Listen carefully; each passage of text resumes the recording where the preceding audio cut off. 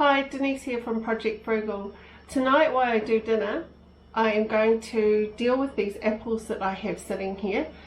We're going to be turning them into dehydrated apple snacks, and the waste, which is the outer and the cores, I will be turning into apple cider vinegar. I've already got some here that has been done, which is all finished off now, so I just need to strain this and put it into a bottle.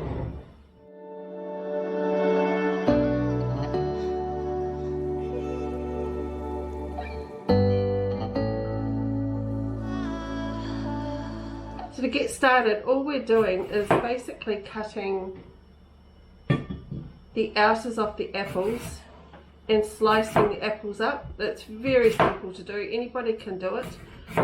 But what you do need to make this easy is a decent dehydrator.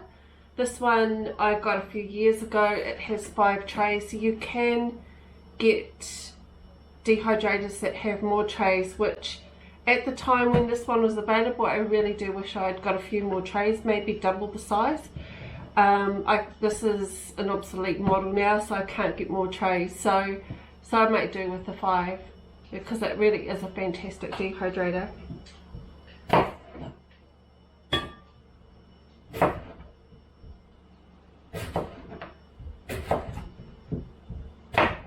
So I just use the outer pieces of the apple.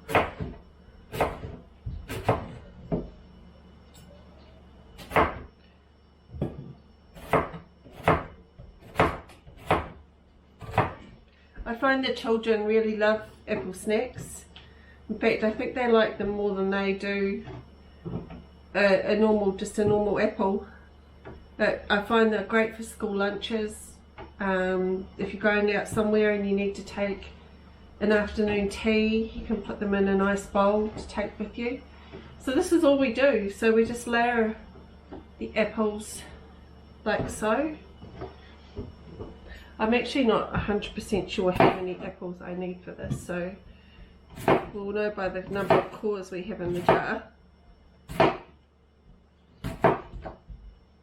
An apple slicer would be very handy at this point, and something that takes the core out. But I don't have one of those, so I just need to use my knife.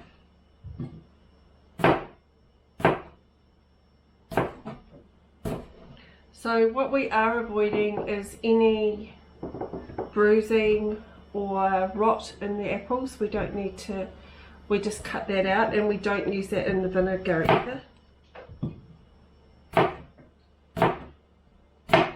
What you do need for the apple cider vinegar is either spring water or distilled water.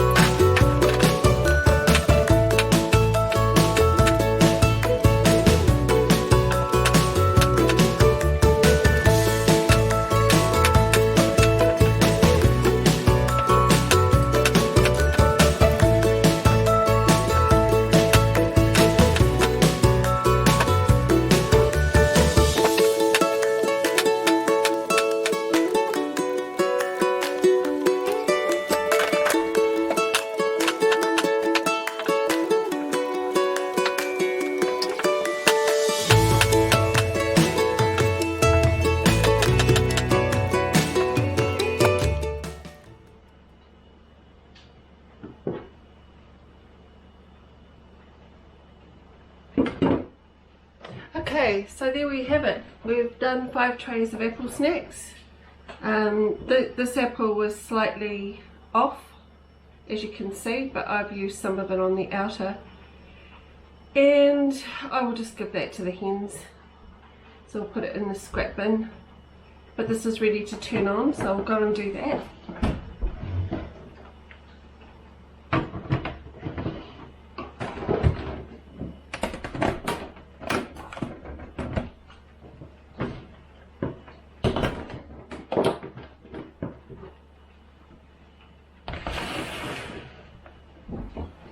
Okay, so to get our apple cider vinegar started, you can see that we've got about 1/4 to half a jar of apple cores and pieces in the jar. What we need to do is just to cover the apples with either the spring water or the distilled water. So we'll use spring water, which we can get for free here.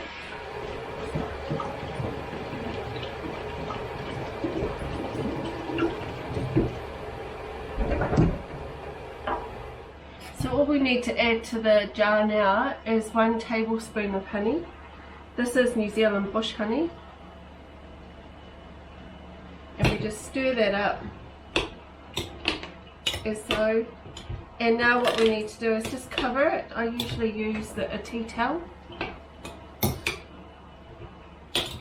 Just make sure your honey's all stirred through. Normally when your spoon becomes clear, that's a good indication that you've mixed the honey into the water sufficiently. So we'll just cover this with the tea towel.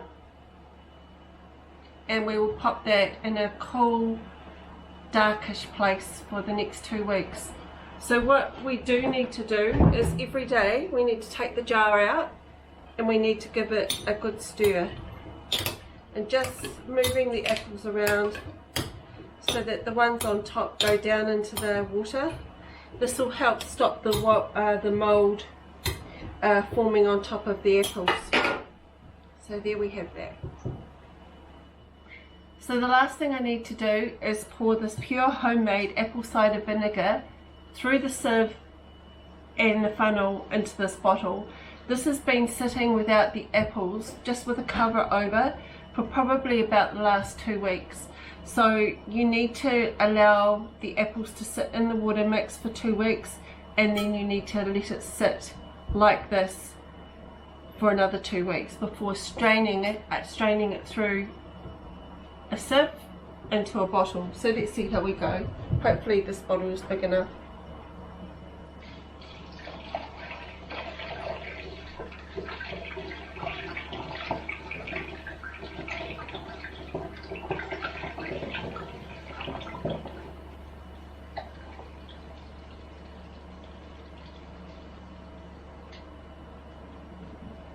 Not quite. Apple snacks are drying in the dehydrator and will be added to this container when they're finished. And homemade apple cider vinegar. We always have a batch on the make, so while one is brewing, the other one is in use. So this will take about 4 weeks to be ready for this stage. So the list of things that you can do with apple cider vinegar are pretty endless if you do a search for that on the internet. Don't forget, you can like our Facebook page and our Instagram page. That's Project Frugal NZ. So we'll catch you soon.